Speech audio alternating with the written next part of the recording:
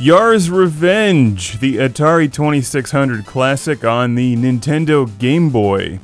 Game Boy Color, to be specific. Not to be confused with Yars Revenge, which comes with Pong and Asteroids for the Game Boy Advance. I reviewed that one as well, because I can't review Yars Revenge enough. They need to make more of them.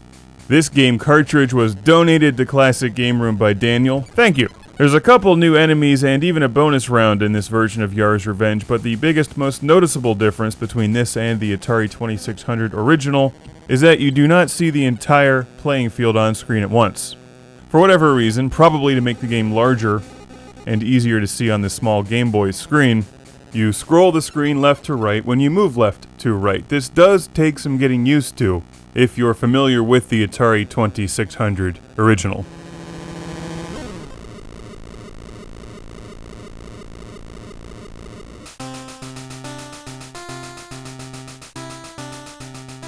Yars Revenge has music, and it's catchy. Anyway, even Yars Revenge on the Game Boy Advance game cartridge has the entire playing field on screen at once. I actually prefer to see the screen in its entirety so I can see where the enemy spinner is. But gameplay remains pretty much identical. The neutral zone is there, the enemy missile/cursor is there.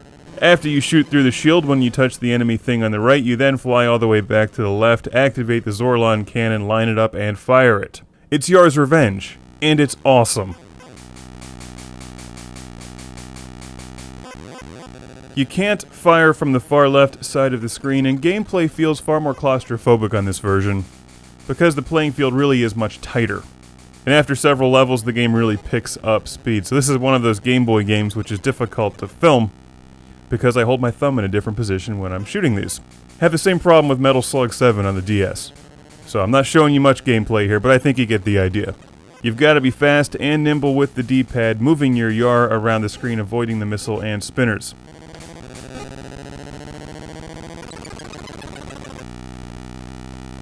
The additional enemies that appear later in the game don't look like much, but they do add some new challenge and variation to the game.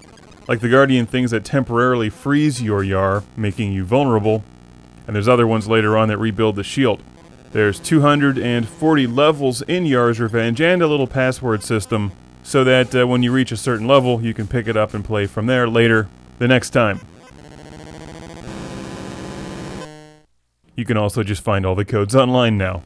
I just shot myself with the Zorlon cannon, by the way. A particularly embarrassing way to go out like a bitch in Yars Revenge.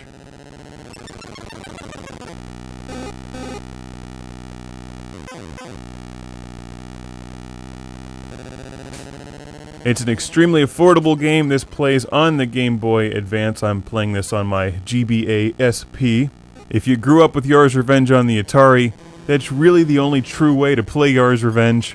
But you can't argue with having some Yars Revenge on the go, either. The addition of new enemies and the new screen system do mix it up just enough to keep things interesting. And that, my friends, is Yars Revenge for the Game Boy.